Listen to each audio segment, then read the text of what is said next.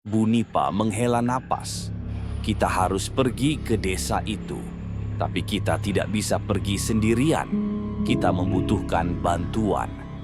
Keesokan harinya, Bu Nipa membawa Cimo ke sebuah rumah tua di pinggir hutan, dikelilingi oleh simbol-simbol perlindungan yang terukir di setiap dinding dan pohon sekitarnya.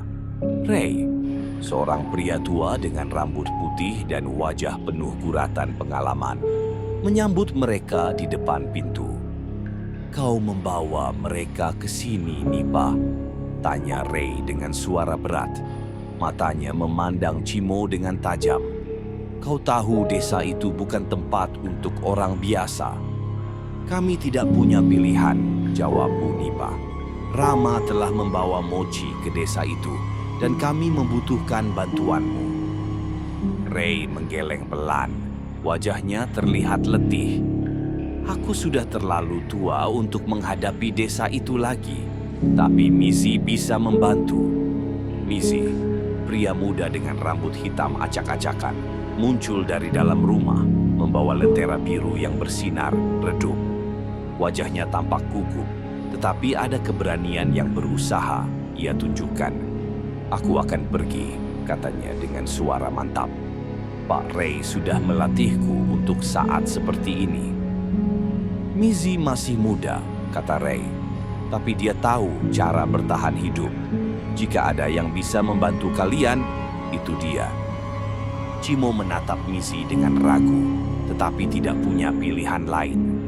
"Kita harus membawa Mochi kembali." Malam itu, hutan tampak lebih gelap dari biasanya.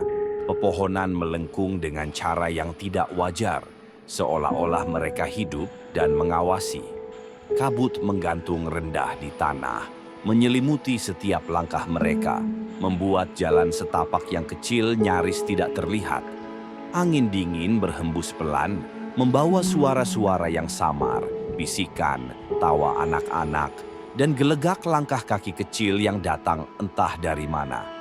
Mizi memegang lentera biru dengan erat, cahayanya tampak, berjuang menembus kegelapan yang pekat. Cimo menggenggam pisau perak dengan tangan gemetar, sementara Bu Nipa melantunkan doa pelindung pelan. Suaranya hampir tenggelam oleh bisikan-bisikan dari kegelapan.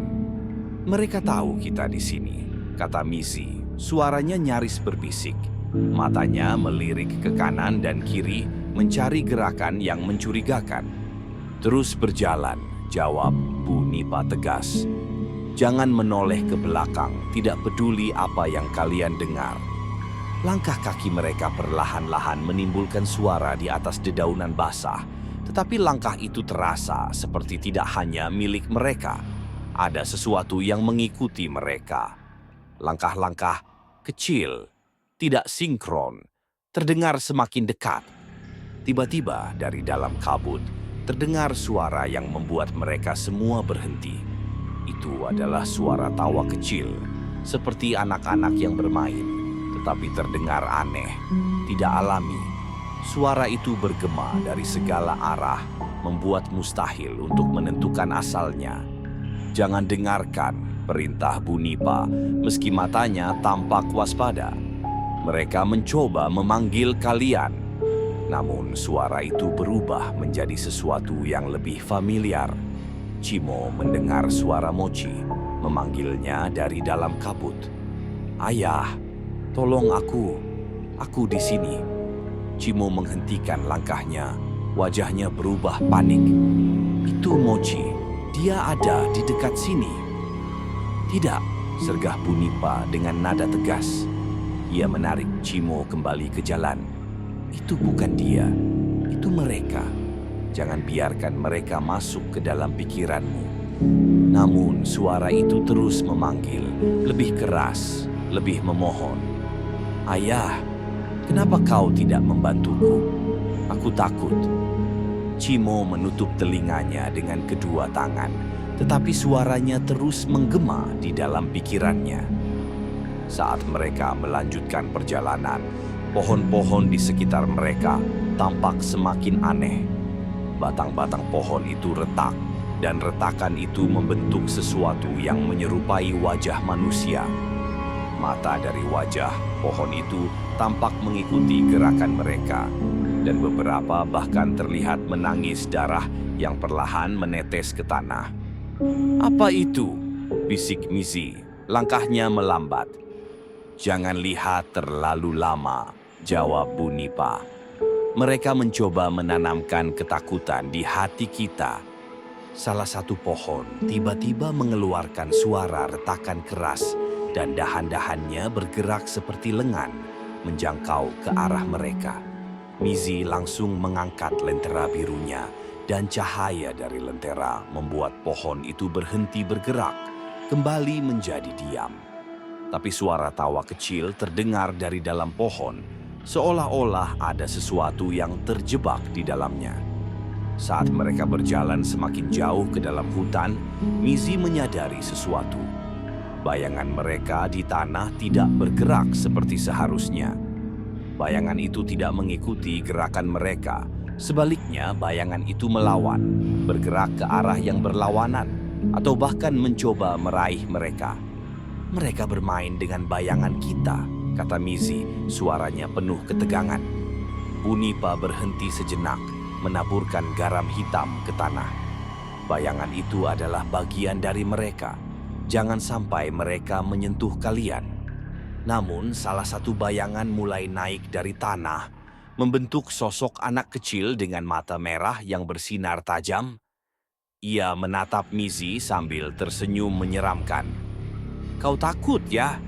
bisik sosok itu dengan nada mengejek. Mizi mengangkat lentera birunya, tetapi cahaya itu tidak cukup kuat. Sosok itu mendekat, dan saat hampir menyentuh Mizi, Bunipa menghunus pisau peraknya, menusukkannya ke tanah di antara mereka. Sosok itu langsung lenyap menjadi asap hitam. "Kau harus lebih cepat," kata Bunipa. "Mereka akan mencoba menyerang kita dengan cara yang lebih licik." Saat mereka semakin mendekati desa, kabut menjadi begitu tebal hingga hampir mustahil untuk melihat langkah kaki sendiri. Angin bertiup kencang, membawa bau busuk yang menyengat seperti bangkai. Tawa anak-anak kecil terdengar semakin keras, disertai jeritan panjang yang tidak jelas asalnya. Di depan mereka, jalan setapak tampak bercabang menjadi dua. Namun, kedua jalan itu terlihat sama, dan suara dari kedua arah sama-sama memanggil mereka.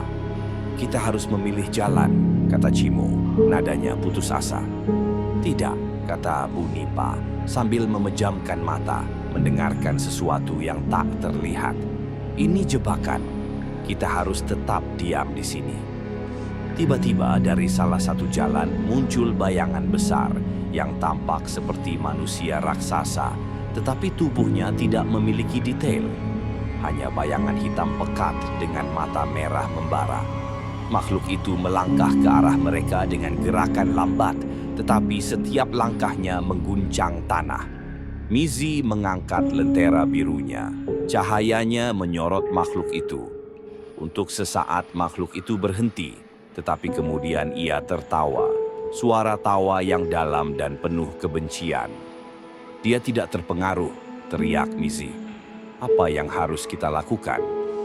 "Lempar bola cahaya," perintah Bunipa. Dengan tangan gemetar, Mizi mengambil salah satu bola cahaya dari tasnya dan melemparkannya ke arah makhluk itu. Bola itu meledak dengan cahaya terang, membuat makhluk itu berteriak kesakitan dan mundur ke dalam kabut. Namun, suara-suara lain mulai muncul dari segala arah, seperti mereka telah memanggil sesuatu yang lebih besar. "Kita harus lari," kata Bunipa tegas. "Desa sudah dekat." Setelah mereka berhasil keluar dari hutan, desa terkutuk itu muncul di depan mereka. Rumah-rumah tua yang hampir runtuh tampak seperti makhluk hidup, dengan jendela-jendelanya yang menyerupai mata yang memandang. Suasana lebih mencekam daripada sebelumnya, tetapi mereka tahu bahwa ini baru permulaan dari kengerian yang menanti di dalam desa. Kabut perlahan mulai menipis, dan di depan mereka, desa terkutuk mulai terlihat. Rumah-rumah tua berdiri miring, Jendelanya tampak seperti mata yang mengintai. Namun, sesuatu yang jauh lebih besar menarik perhatian mereka. Dari kejauhan, sebuah sosok raksasa berdiri di tengah jalan masuk menuju desa. Makhluk itu memiliki tubuh yang tak sepenuhnya manusiawi. Tingginya sebesar rumah 2 lantai, dengan kulit hitam legam yang tampak seperti terbakar dan retak. Matanya bersinar merah terang dan mulutnya dihiasi deretan gigi tajam yang tak teratur. Tangannya yang besar seperti cakar menggenggam tiang kayu besar yang mungkin pernah menjadi bagian dari rumah. Makhluk itu berdiri diam, tetapi kehadirannya saja membuat udara terasa lebih berat. "Napa ini?" bisik Cimo dengan suara terputus. "Apa itu?" "Nagumo," kata Bunipa, suaranya gemetar dan wajahnya berubah pucat seperti mayat. Ia berdiri terpaku di tempat, tubuhnya menggigil seolah-olah hawa dingin hutan menusuk sampai ke tulangnya. Mizi menoleh ke Bunipa, kebingungan. "Nagumo, makhluk apa itu?"